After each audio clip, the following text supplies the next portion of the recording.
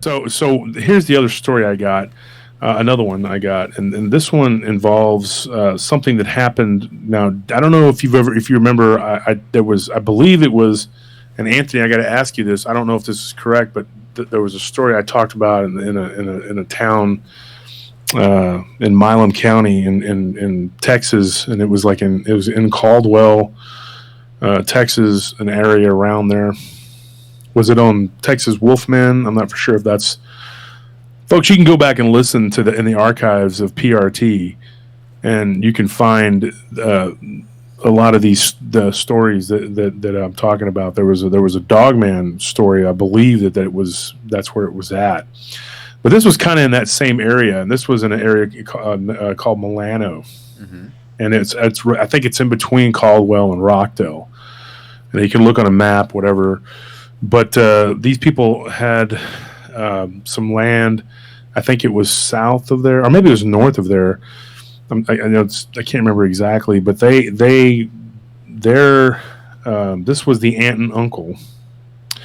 I guess it would be his mother's or his dad's cousin, I believe. But he called him and it called her the aunt, and so this was the guy she married, and he had some land, and they would go out and check on it regularly, and they started finding their livestock would just go missing.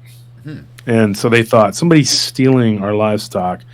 But eventually they found a calf, what was left of it, like just bones and like some, just hanging out of a tree with the head missing, and then they found the head about 40, 50 yards away from what was the remains of this calf, and it looked like it had been chewed on.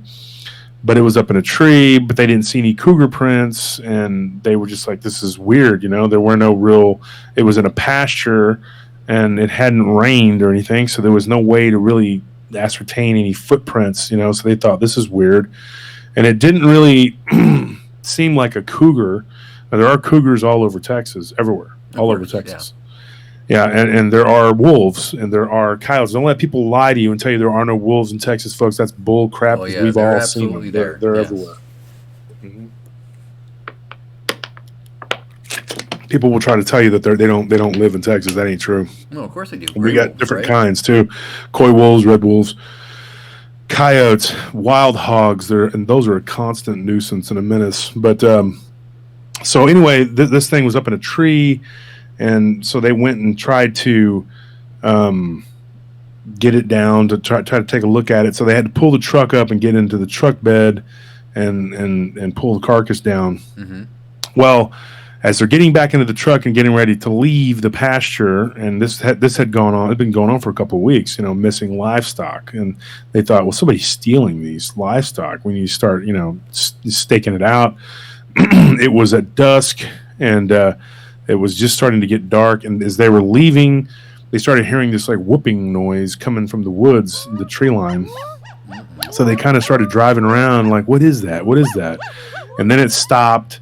So then they just decided to kind of pull up by a tree, under an oak tree, and just kind of sit and wait and just see if maybe they could see something, maybe because the kill looked fresh, and so that maybe they could find what had done it. They would come back for the kill or whatever. Maybe they could, Well, a couple hours into their stakeout, and this was after they heard the whooping sound, she wanted to leave. She was like telling her husband, we really got to leave. I'm uncomfortable. He began to get more and more agitated with her, like, no, we're not leaving. That's not happening. We're going to stay here. We're going to find out what's going on. We're losing cattle, Mm-hmm. Now, if it's a predator, you're going to find the remains, which they did with that calf. But that was the first one they'd found. All the other cattle had just gone missing. I mean, they were just like, we have 17 cattle. Now we have 16. Now we have 15. Now we have 14. And it just went on. And they're like, okay, this isn't correct. Something's wrong here. They would stomp all over the acreage, and not find anything. And so something was snatching these cattle up.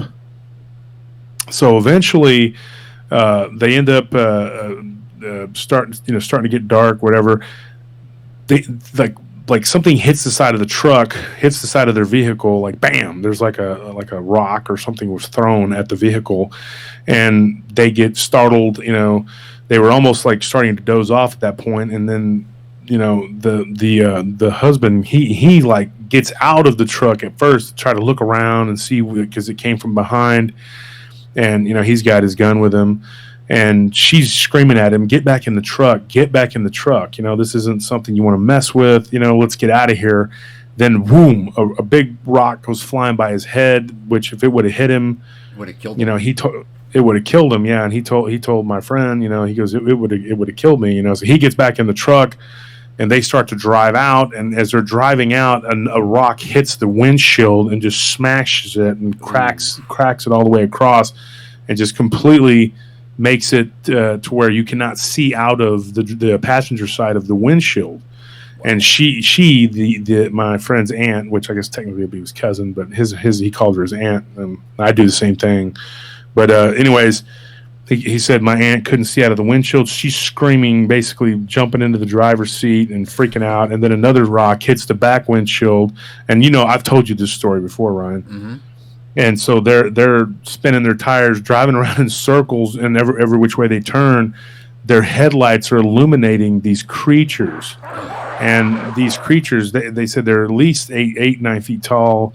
Same description, like they're really tall, but they didn't have snouts. They were very Sasquatch looking, sort of human looking, but more, the body was more ape-like. Mm-hmm. And they were kind of getting down on all fours and running and then getting back upright.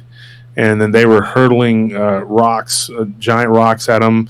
And at one point, and I remember this, at one point when they got back to their house, back to the farmhouse, ranch house, they found a cactus in the back of the truck. So one of these things had uprooted a cactus, I guess, and even thrown it. And I thought, dude, like that's weird. Like, I mean, they were really trying to stick it to them. Yeah, they were pretty dedicated to trying to throw anything. They found dung and other stuff that had been thrown at the truck, just rocks and dirt and sticks and whatever. And so this was crazy. So then they go back to the house, and this part of the story, like whenever we talked last time, Ryan, I didn't get, because this part of the story, so it's kind of good we re-recorded it. Having been able to get in touch with this guy, I've known him for years. He gave me another detail that I didn't have last time, was that when they went back to the ranch house, the attack, I guess, on the ranch house took place over a period of 2 or 3 days. And I'm not talking like it wasn't like they laid siege to it and they were shooting at them every day, anything like that. I mean, this wasn't like Hopkinsville, or is that what it's called, where they had the aliens doing backflips or whatever. But no, it was like the second night they heard like a thud against the house, and seeing, when I had taken these notes and I was telling a person that I was interviewing last night, I was talking about how I had this huge collection of journals, and some of which I still have, not a lot, but I still have them somewhere. Mm-hmm. But I had a huge collection of journals, and I had an angry ex-girlfriend that actually burned them. Oh. Yeah, and I've told you, the story, I've told you this. And I'd collected these journals from over years. And so this was a story that I'd gotten from this guy from a long time, going way back.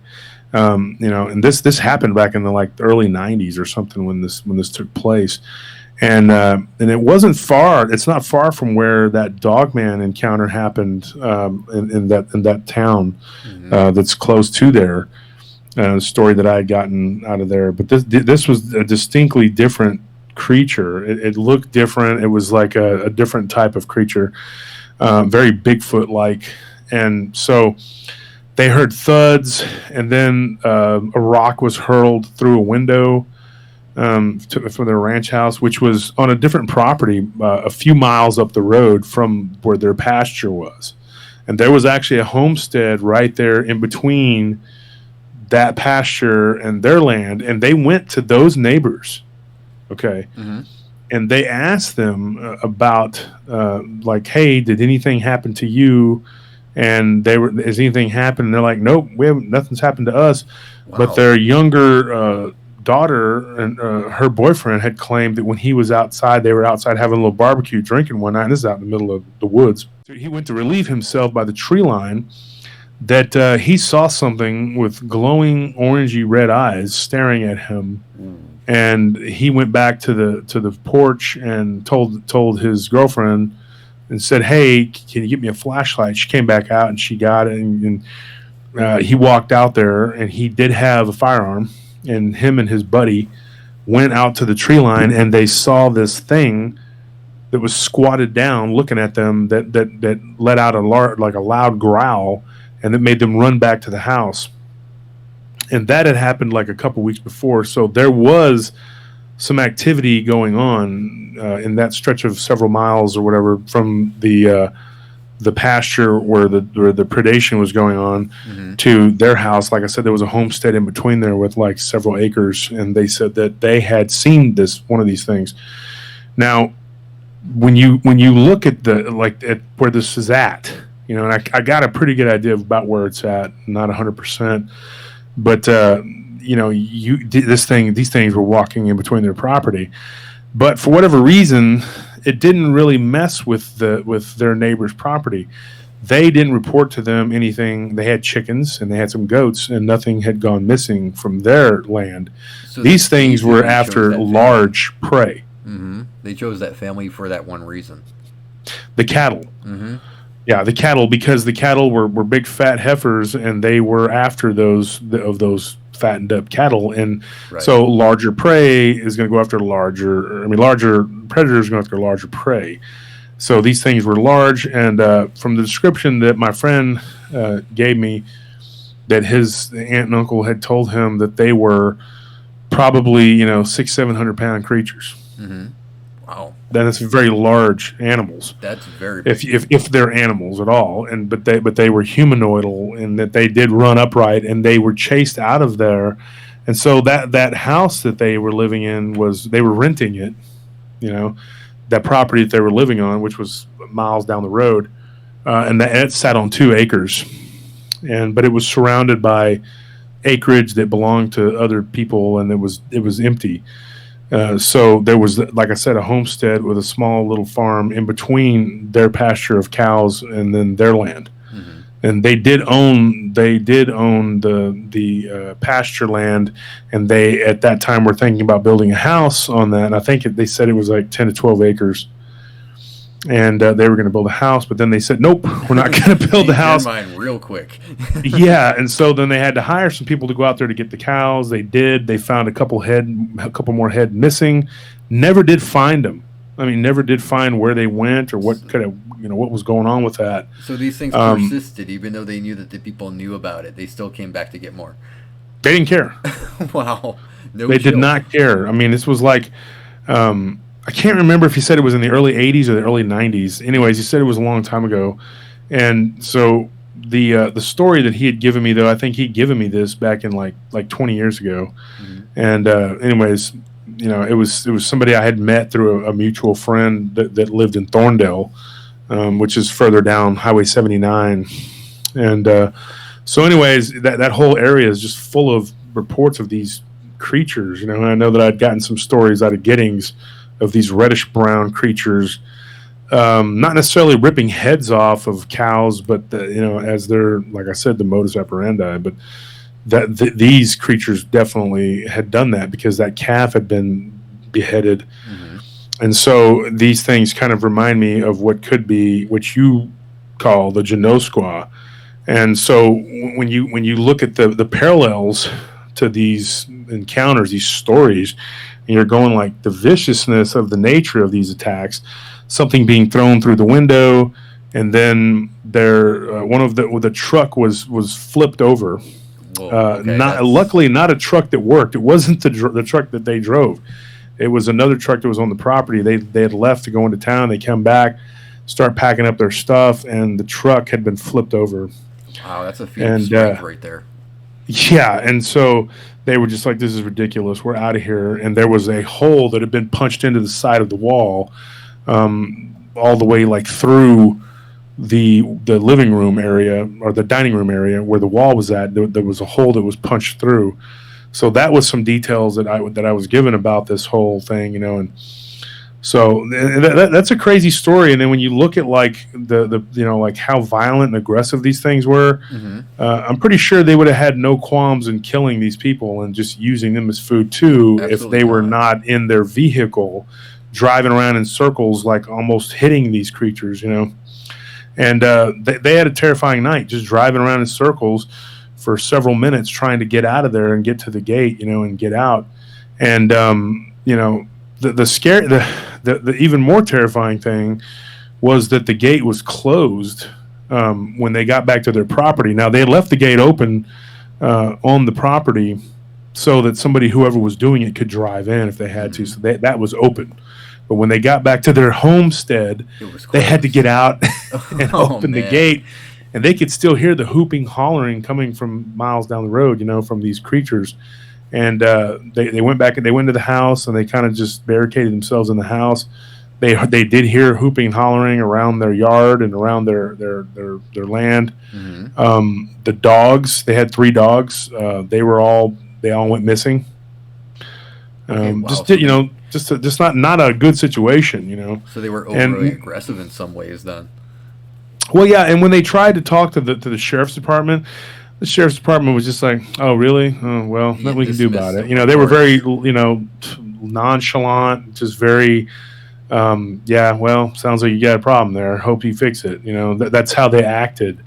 And he said that his aunt and uncle eventually they moved away, and so they live somewhere like up near Lago Vista now or something. They're not even in that area anymore. Probably a wise choice right there. Yeah, so they moved away and never looked back, and it was just a very traumatic experience for them that they'll never forget. So. Wow, that was an interesting story, Josh. That's terrifying in a way, though. Imagine those things coming at you like that. Yeah. Oh, no, thank you. I don't know how I'd handle that. I really don't. I'm not sure if I would just run, go blind, or defecate myself. I really don't know. Well, I mean, and here's the other thing, too. There are Bigfoot reports that come out of that area where they moved to, because I was thinking about moving to that area, and I didn't go, I'm not going to move there because of Sasquatch. I'm not going to let Sasquatch or Dogman determine where I live. Right. But, that area of the lake out there near Lago Vista, you get reports of Sasquatch, but that's where they subsequently they moved to. But it's not to the point where you're hearing about them tearing heads off of animals and breaking into people's houses. Nothing like that. It's like these people were living in a more desolate area, especially back then. It was more lightly populated. There weren't as many people out there, and oddly enough, the neighbors right next to them weren't really having problems. And I think that these predators were very large, and I think that they were after their cattle. That's the only explanation I can give, is that these things were preying on the cattle because the cattle were large, and they provided a lot of nourishment. They had, they were big and fattened up, and they were just about ready to go to market, and they start missing. They start going missing. They found an easy source of food, but they weren't slaughtering. They didn't go in and just slaughter them all. Like I've heard that happening before too with some of these cryptids. Like they'll just go in and slaughter an entire herd because they can. I've heard that. They were just taking one and eating it, then taking another one and eating it. But they didn't take too kindly to the humans showing up. And I mean, one of the things that I thought about too when I heard this story. And I had written this down years ago when I took this story, was that the guy had gotten out and he had urinated around that tree where that calf was. Oh, that's probably the mistake right there. Yeah, I thought about that because that's a detail that you can't overlook. You're sitting there going like, what if that was what triggered it? What if one of them comes back? Maybe these things are, they're very more instinctual than we are. They come back, they have a heightened sense of smell, and they're like, dude, what are you doing? You just peed near our kill. Yeah, that's one of those things of someone's been sleeping in my bed. Yeah. Well, what's fun? I mean, these things don't look at you as like, oh, these people own this cattle. No, they have ownership over all these cattle. This herd belongs to them. They come back to this pasture and they see these people there. One of them, which is urinated, right there by the kill, and they're thinking, oh, they're in competition with us for these animals. Well, we need to get rid of these other predators and or kill and eat them ourselves. That makes sense. Yeah, and then he's too busy driving, and he hands his wife the gun, who is completely hysterical, and she fires off a round, which ends up like actually going through the truck cab. Oh man! Yeah, not actually doesn't do any good. It didn't ricochet off from what he told me. It didn't ricochet off and hit anybody or anything, but it. And he had heard this story several times, but and it was mostly from the uncle's perspective, because for years his aunt didn't want to talk about it. Well, I can see why. But eventually she told the story, whatever, and it was very traumatic. And he said that she would, if she got drunk, she would tell the story. She'd tell the story freely then. Yeah, he was like, well, you gave her a few wine coolers, whatever. Then she'd loosen up and tell the story, but she was not real talkative about it when she was sober. But the gun didn't do much good, and so it's just a terrifying story. Now, moving on, we got another one.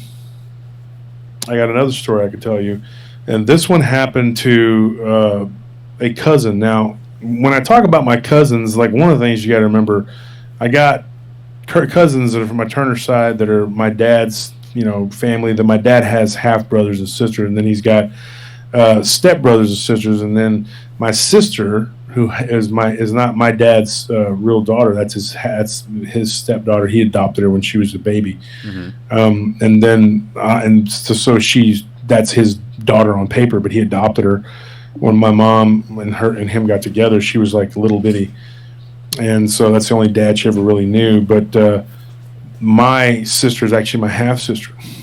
So anyways, her family, she's got family that I consider family too. So I have this huge family. Not only are the Turner clan a very huge family of people. And by the way, people are asking me about Curtis Turner. Curtis Turner is no relation to me. He just likes to draw funny memes and tease me. He's a nice guy. He's in all of our groups, and he's a fan of this show. I was ask you about him. I was wondering the same thing. Yeah, he's not related to me at all. It's funny. His last name is Turner. Okay. I'll mention that on the Q&A. He's not related to me. But he's a nice guy, and he's always him and Brian were making all those Josh Turner jokes yeah, we the other day. Fun at your expense today. Yeah, that was pretty funny. And then Nellie tried to correct it from chest meal to cheat meal, and she erased the thread. She was sick. She was like, "Oh my gosh, I can't believe I did that. It was so funny." And I said, "Well, it is what it is." It popped back up, though, didn't it? Yeah, I think Brandon Clow. Yeah. I don't know how you say his name. I need to ask that question, how you say his name. But pretty sure it's Clow. Brian Clow? Yeah, I think so. I believe that's how you pronounce it. Yeah. That's how I pronounce it, so. Clough. If he doesn't like it, too bad. No, I'm kidding. Yeah, Brian Clough. We'll just call him Clough. But Brian's a good guy, and y'all were making up another thread on that. But that's off topic. But anyway, just throwing that out there. So the Turner clan, the Turner people, I have a huge family on that side. But then my dad has brothers that are half brothers and a sister that's a half sister. And then I got my sister's family that I call them cousins too. Mm-hmm. And then I got my grandmother, who raised my dad from when he was little. And that was really his stepmom, but she was the only grandmother I knew from his side. And she was a very kind and loving person. I loved her a lot, and we were very, very, very close. Probably as close as I've ever been to anybody on this earth. Until the point she died, I really had never loved anybody as much as I loved her. And me and my grandfather were very close too. But anyways, her children were my dad's step brothers and sisters, and they got along pretty good. And so, I grew up with them as like cousins and family too. Mm-hmm. So when I talk about my cousins, it could be any of those people. So I have a huge family, an extended family, a large Hispanic family. I have a lot of cousins, a lot of relatives in and around Central Texas, and that's not just different a family tree. That's a redwood. Yeah. I have a lot of family, but anyway, this is one of my extended family that lived out in an area near Noack. Now, Noack is nowhere. It's in the middle of nowhere. My grandmother once worked there at this little restaurant, like bar or whatever. She was a waitress years ago, and it's just like a little 3-way stop, and there was like a little store there, and at one time there was like a little gas station, I believe, and that was it. And there was another little beer joint across the way, and then, like I said, the restaurant, and that was it. And that was Noack. But this was an area out there near Noack, and my cousin, and there were a couple things that happened. In between Noack and Thrall, my cousin had a little bit of land out there, and he had some land out near Copeland too. And that area is, how many miles is Copeland from Taylor? 8 or 9? Okay, maybe not even that. Maybe 7 or 8 miles from Taylor, and he had some land out near Copeland. And I took my wife out there one time, and I got Vic Cundiff on the phone, and I was telling him, dude, you can hear these noises. It sounded like dogman howls out there, and I swear it was so freaky. There was this dog that was barking and being aggressive, and when the howls started coming from that bottom out there, that dog ran and went and sat on the front porch of his house. Shut up real quick, and huh? Yeah, and he was a big aggressive dog, and my wife was like, that's scary. Yeah, and she goes, how far away do you think those things are? And I said, do what? He lost all bass in his voice real quick. Yeah, his ballsiness quit. He left. He was right up at our truck barking, and I told my wife, when the howls started, there's a place where you can go and sit right outside of Copeland. You can hear these howls. Yo. And it's so weird, and they're not coyotes. It's, to me, people have told me that I have let them listen to this. They have told me that they believe it's dogman, which is very possible. Mm-hmm. But coyotes have a very distinct howl, so you can always tell. Yeah, these weren't the coyotes. These weren't coyotes. I know coyotes. I hear them all the time. But they yip. This is, yeah, they have a yip. Yeah. And so when this started up, this dog took off and went and sat his butt on the porch, and so we're sitting there, and I told my wife, I was like, yep, see, this in this area right here. I mean, you could just hear them. Mm-hmm. Well, my cousin, one of my cousins, had lived in that area, and he had some land over there, and he still owns that land, but he moved a lot of his cattle out of there because there was an incident that took place, and I talked about it on Dogman Encounters. I believe it was episode 58, but I'm not 100%. And so anyway, he got out of that area, and so he moves to another area on the other side of Thrall, which, if you look at a map, there's all these little towns around my hometown, Taylor, and there's just all kinds of weird stuff that goes on.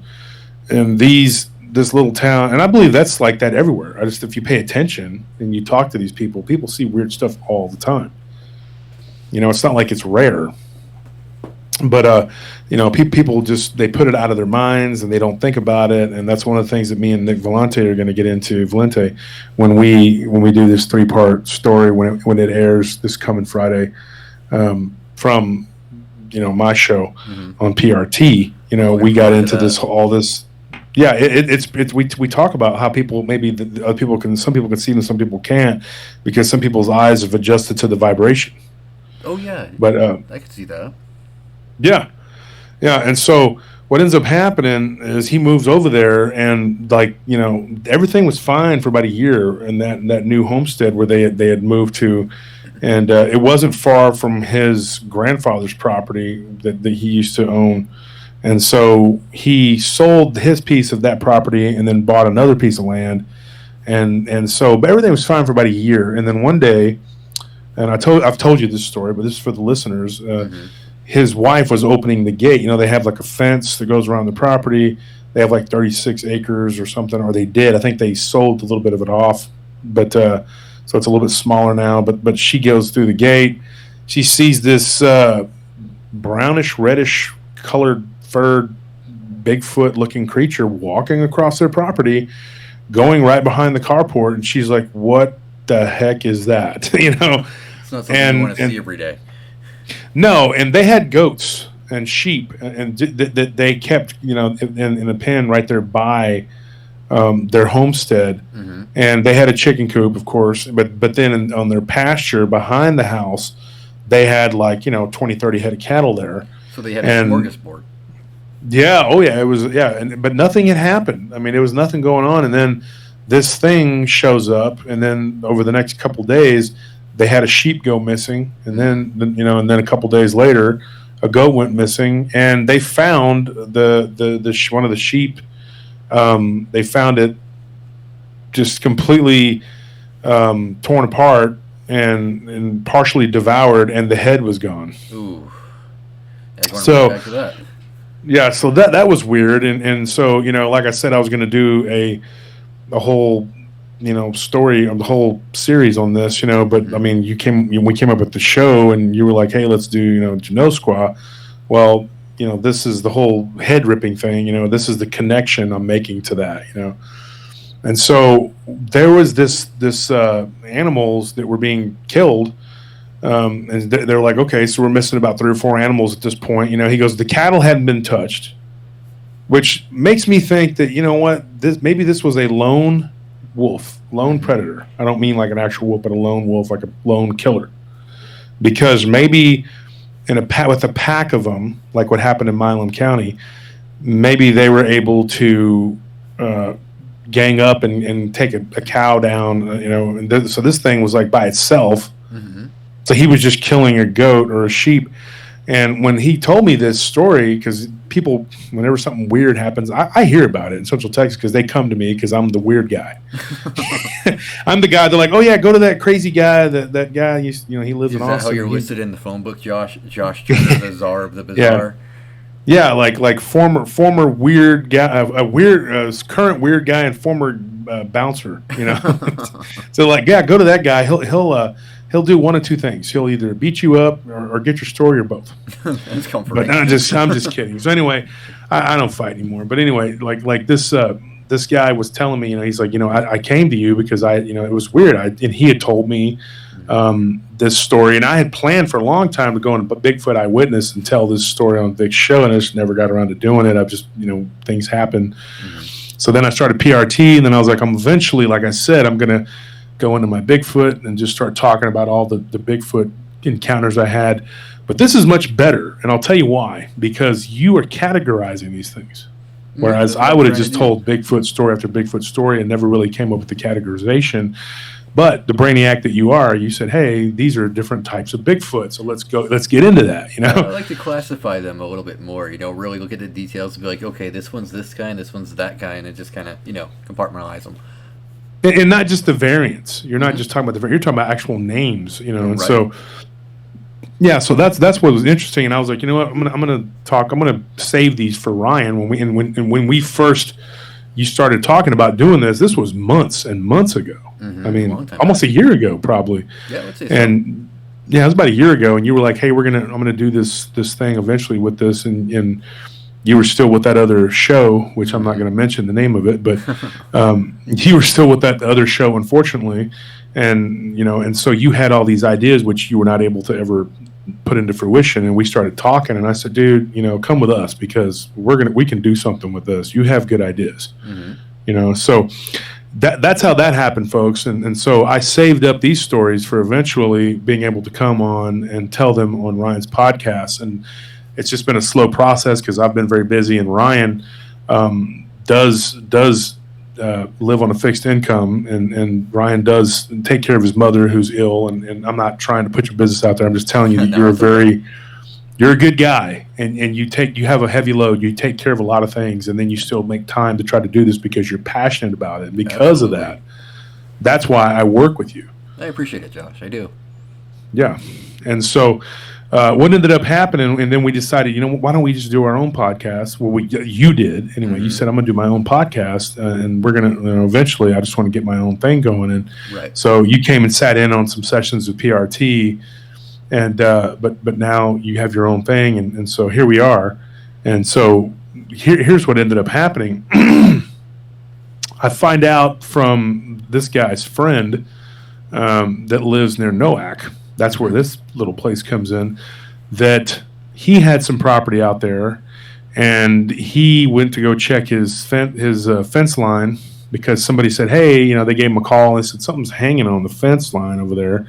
He goes and he checks, and it's a sheep carcass it's headless, and it's what's left of it anyway, and it's hanging on a barbed wire fence.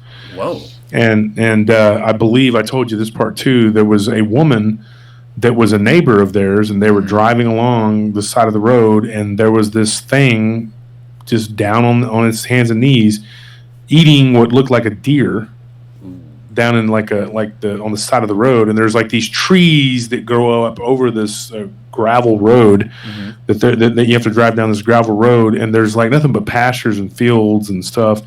And then there's just these trees that just kind of grow up together over and then cover the road and make it really Sleepy Hollow-ish looking. It's kind of creepy in that area. That is creepy, actually. If you've ever been to Sleepy Hollow, that is a creepy place, actually.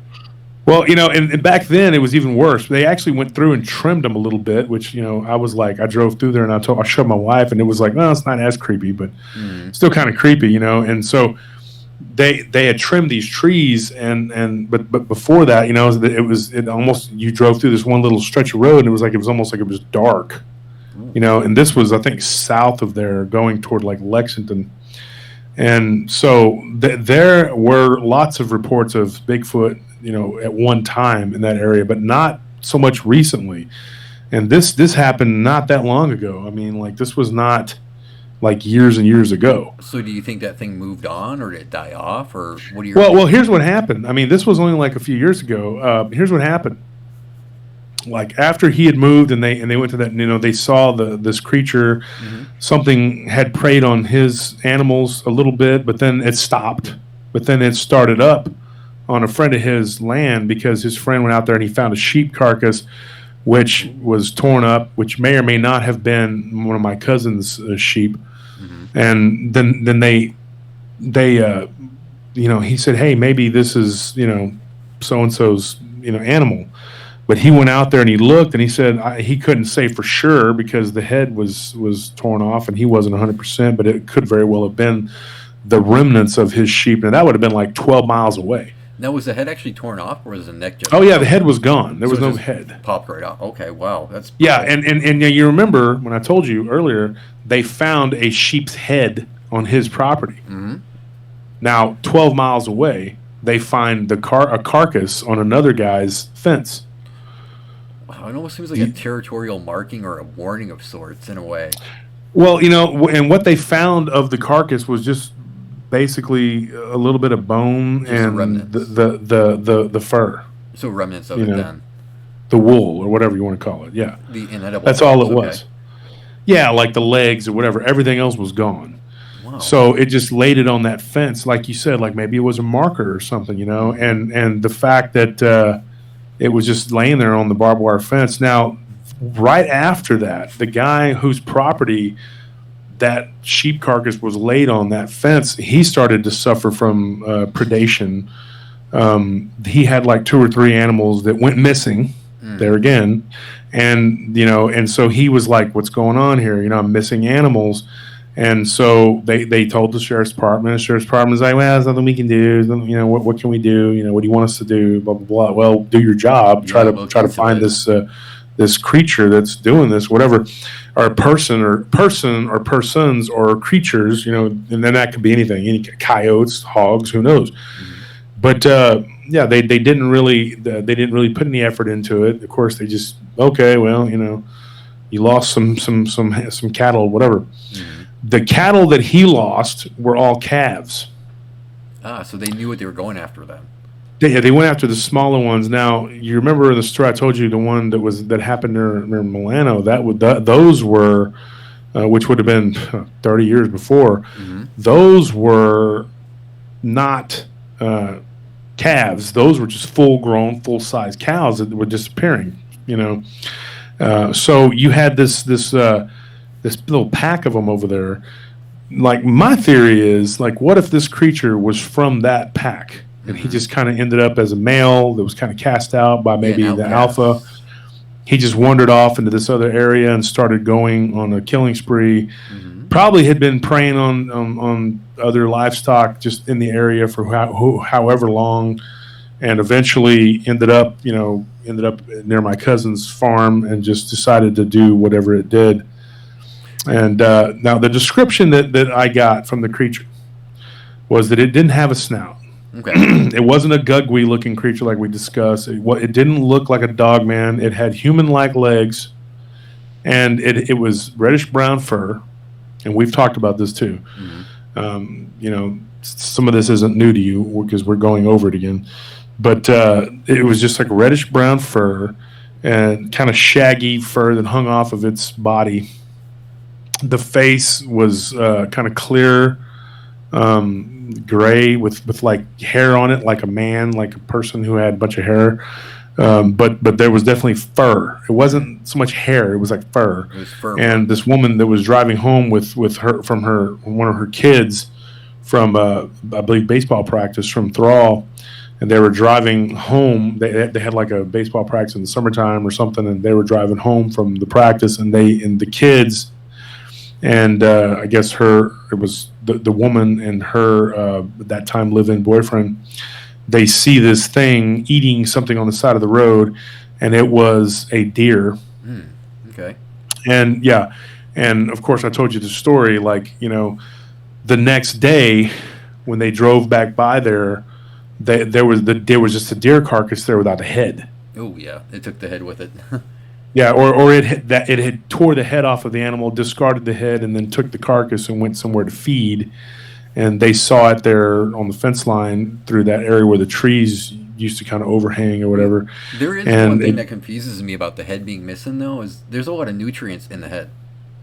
Well, if you crack it open, I guess, and eat the brains, I mean, maybe, but for some reason, these things pop the heads right off of animals. And, of course, like you talked about, quick kill. They do it to men, too. Mm-hmm. Yeah, it's a quick kill. It's the quickest way to really kill something. Just pop it right off. Mm-hmm.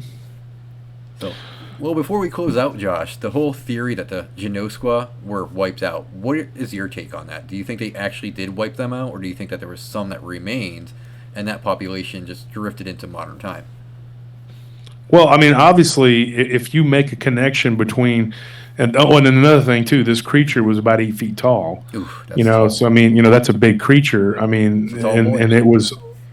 Yeah, it was almost like from what it sounded like, a cross between a gorilla and a man. Ooh, that's a horrendous cross. So, what you got, I guess, is like these things preferred, not to keep using the term, but modus operandi is basically just to pop the head off of the animal and just take off with the carcass, and of course they'll eat the organs and everything else, and it's just a much easier thing to do.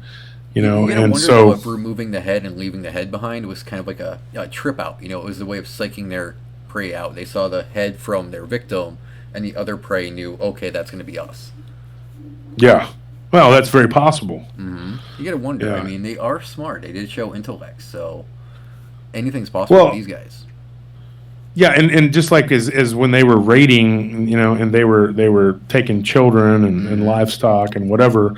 You have this same scenario going on now, maybe not as organized, but they're in Oklahoma. Right. They're obviously here in Texas. Mm-hmm. They were all over the Northeast. You had them in Alaska. Yeah. So these, I believe, are an aggressive form of Sasquatch, and the descriptions are all too similar to be ignored. Mm-hmm. Very true. But you have so many different types of giant hominids running around doing.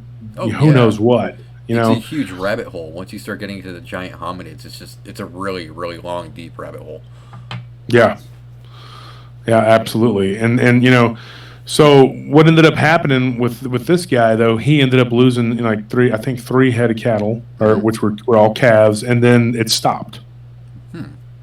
So maybe this thing is just making a circuit. It just like it makes it preys on some livestock in one area. The people eventually are going to get tired of that and start trying to kill it, so it moves on. It goes and it does something else. Maybe. Yeah, and it tends to be, I think it's just one creature. Mm-hmm. I think it's just a one creature. I have gotten reports of like 2 or more different types of creatures, but not fitting that same description. So the ones are maybe like more wood boogerish, the chimpanzee-like ones? Yeah, I've gotten all kinds of different reports in Central Texas. That I've had reports now. This other area, distinctly different area near San Gabriel, where people have seen like these cat-looking creatures. They look like cats, but they can get up and walk around on 2 legs. And actually, just got one recently, not too long ago. From that, I got. Oh, dude, I'm telling you. Okay, get this. This is a coincidence here. This is weird. My wife kind of tripped out on this. In like 2 or 3 days span, I got 2 cat shapeshifter stories. One was of a cat. This happened in. This wasn't anywhere near Texas. Oh my gosh, my brain is short circuiting. I'll give it to you. I'll send you the thing in private, whatever. I'm anxious to read that one. That sounds like yeah. So it was a cat shapeshifter. I got to go back in my email. Something about the cat shapeshifters though. They just seem more terrifying. Something about a giant cat. Oh my gosh! I mean, like one of the ones that I talked about, I think on Vic's show, I kind of went over it. I think it was in episode 247 or something like that. Small cats can be a jerk though, so imagine a giant cat. They're always pushing stuff off the tables. Imagine a giant cat's going to push you off the table. Well, one of the reports I got was of them taking like a ewe, like a lamb, and just grabbing it in its mouth and then climbing up a fence with its claws, but very human-like. Whoa. And it was just so I don't even know how to describe it. It just was gross, It was like, just the way that they described it doing it was like, like it was just not something that I would like to see. The way he described it. The island going of Dr. Moreau pops to mind when I think about cat people. Yeah. And so in that area, you get these cat shapeshifters, and so but it's weird. I hadn't got any cat shapeshifting type stories. Now the reason I call it shapeshifting is because it was in the story. It was a cat shapeshifter, and it actually was a small cat that transformed into a big cat. Whoa! Yeah, that is so weird. And then it got up on 2 legs and ran. Then we got another one where it was just a humanoid type cat with like a cat's like head and a really long feline tail, which gave it away that it wasn't a dog man. And it was in this one area that happened here in Texas. The other one was like up northeast somewhere. But this, I think the other one was in Virginia. I got to go look. But anyway, this story I got was from, and it was in like 3 days. Over the span of 3 days, I got 2 stories. Isn't that weird? Like of the cat shape. Yeah, nothing for like 2 or 3 months about anything, cat related, and then all of a sudden, boom, 2 of them in 3 days. And so, I showed my wife, and I was like, "This is weird." I mean, that can't be coincidence. Come on now. Well, and then, okay, now to bring it home, like when I was interviewing a couple of people I was interviewing yesterday, which would be Saturday, which would be Friday night. I was interviewing for about 8 hours when I had like 4 people that I did interviews with. One of them told me a story, and they said, "Oh, I have another story." And so when we do the show, they're probably going to come on the show and talk about it, hopefully. Excellent. But they said that they had a cat shapeshifter story to tell me, and I'm like, whoa. So then I told my wife, I was like, we got 2 of them one in the email, one in Messenger, and then one we got from a person that I was interviewing, and I don't even know the details of it because I didn't even get that far into it yet because they were still telling me their other stuff. So I wonder what's up with all these feline beings being seen now. Yeah, and in such a short span, So you think and I got to go back to the Texas one and find out more details. I kind of glazed over that one, but I'm going to go back. I don't know when it happened. These things could have happened a long time ago. It's just the timing of getting them all in that one little short delivery. Yeah, too coincidental. Very weird. Yeah, and I'm actually glad we got to redo this show because even though I had to try to the one story I had to go back and I was actually able to get a hold of this guy and him being able to give me a little more details, from what he remembered, and so I was pleased with that, and so I think that this recording would probably is better. Yeah. So anyways, hopefully. So folks, I get that's all I got for the Genoskwa. Pretty much left it all out there on the table for you guys to look at, ponder, and decide, listen to, dissect, do whatever you want to do, postulate on it, however you want to go about it. By all means, leave your ideas and thoughts and opinions down in the comments below. Yeah, and if they're negative, we'll just get rid of them. We'll just ban you. No, a lot of times I'll leave negative comments on there, and then my team will be like, "No, let's just remove them." I'm like, no, let them voice their displeasure if they want to voice their displeasure, but don't get mad when people start fighting with you about it. Yeah, but you gotta go ahead and allow the bad along with the good, though. It's only fair. Yeah, some of the bad. Now, some of it's just trolls. Yeah, You know, but I was just going to say that. Just don't troll or advertise in our comments. You know what I'm talking about, Josh. Yeah, exactly. So, you want to? That's your show. You want to let us out and lead us out here? All right, that's the show for tonight, folks. Hope you guys loved it, and we will see you next week. That's a goodbye from me, and that's a goodbye from Josh Turner. Yep. Take it easy, folks.